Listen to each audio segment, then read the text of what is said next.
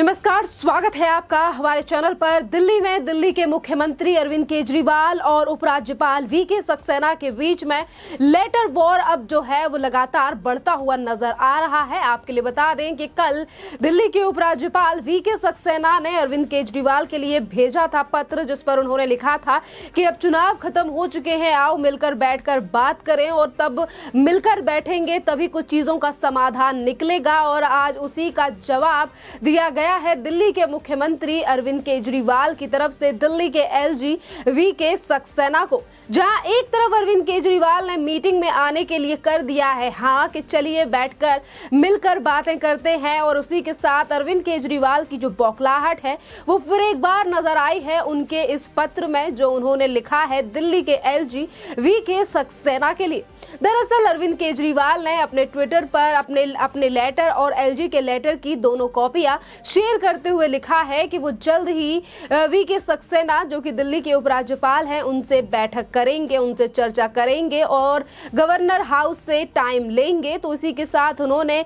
उनकी जो बौखलाहट है वो सामने आई है। अरविंद केजरीवाल ने कहा है कि जैसे ही मैं चुनाव में व्यस्त हुआ, दिल्ली के उपराज्यपाल वीके सक्सेना ने यहाँ पे जो शासन है उसे गंभीरता से लेना शुरू कर दिया। इसी के साथ अरविंद केजरीवाल ने कहा कि अभी जो 7 तारीख को गवर्नर हाउस से एक लेटर और सार्वजनिक सूचना जो है वो दी गई थी, जिसमें आपको प्रशासक बताया गया था। इस पर आपकी क्या भूमिका है, आप इस पर क्या जवाब देना चाहेंगे, आप प्लीज इसे सार्वजनिक करिए। और इसी के साथ अरविंद केजरीवाल ने ये तक कहा कि जिस तरीके से लोकतंत्र और तमाम चीजों के अनुसार जो है वो दिल्ली के गवर्नर काम नहीं कर रहे हैं, दिल्ली की चुनी हुई सरकार को दरकिनार किया जा रहा है, इन तमाम मुद्दों पर मैं आपसे बात करना चाहता हूं। यानी कि एक तरफ जिस तरीके से दिल्ली में एमसीडी के चुनावों में आम आदमी पार्टी की 134 सीटें आई और उसके बाद दिल्ली के उपराज्यपाल वीके सक्सेना ने 10 पार्षदों को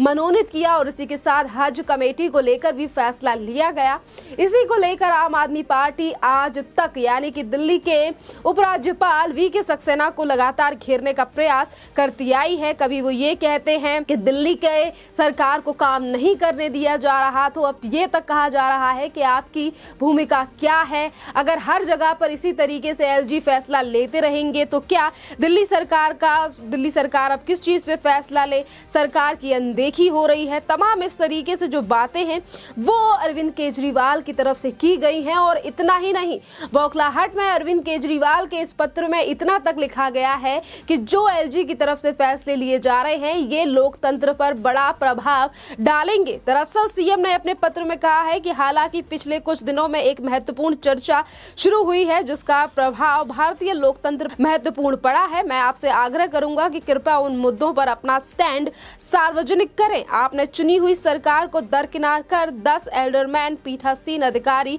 और हज कमेटी को एक तरफा तरीके से नियुक्त किया और अधिकारियों से सीधे आवश्यक अधिसूचनाएं जारी करवाई, तो जनता की ओर से इसकी कड़ी आलोचना हुई। जहां जनता का नाम लेकर इस पत्र में तमाम चीजों का उल्लेख किया जा रहा है और कहा जा रहा है कि जो 10 पार्षद मनोनीत किए गए थे,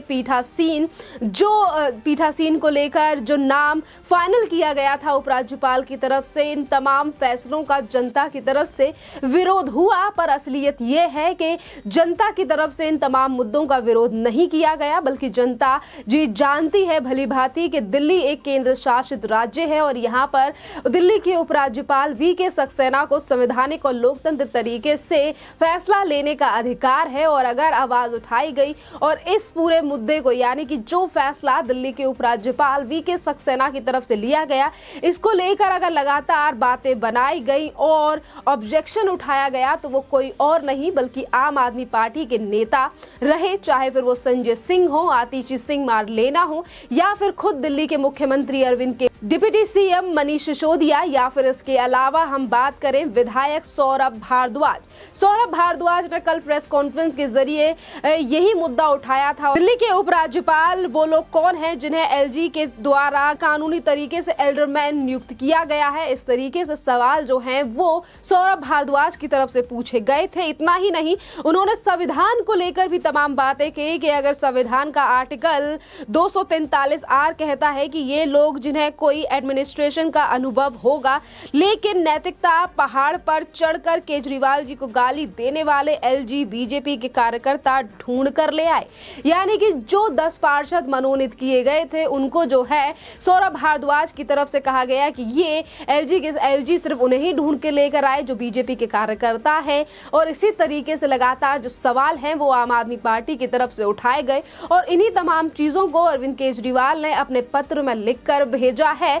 दिल्ली के एलजी वीके सक्सेना को। देखना अहम रहेगा कि कल जिस तरीके से जवाब दिया गया था एलजी की तरफ से, और उन्होंने कहा था कि आप जिस तरीके से तमाम चीजों को दिल्ली में जो है वो गंभीरता से ले रहे हैं, चिट्ठी लिखी गई थी, करारा जवाब जो है वो दिया गया था अरविंद केजरीवाल को एलजी की तरफ से, और उन्होंने ये तक कहा था कि अब चुनाव खत्म हो चुके हैं, चलिए बैठकर बातें करते हैं। और इसी के साथ एलजी वीके सक्सेना ने ये तक कहा था कि मैं इस बात की सराहना करता हूं कि आपने शहर में गवर्नेंस को गंभीरता से लेना शुरू कर दिया है, जहां एक तरफ समाधान निकालने की बात जो है वो एलजी की तरफ से की जा रही है, पर अरविंद केजरीवाल एमसीडी चुनावों में ज्यादा सीट लाने के बावजूद भी एक तरफ उन्हें अपने महापौर ना बनने का डर है, और इसीलिए जब 10 पार्षदों को मनोनीत किया गया दिल्ली के एसजी की तरफ से, और इसी को लेकर लगातार जो है वो सवाल उठाए जा रहे हैं। और शायद यही एक बड़ा कारण है कि 6 तारीख को सदन यानी कि सिविक सेंटर में किस तरीके से हाथापाई कुर्सियां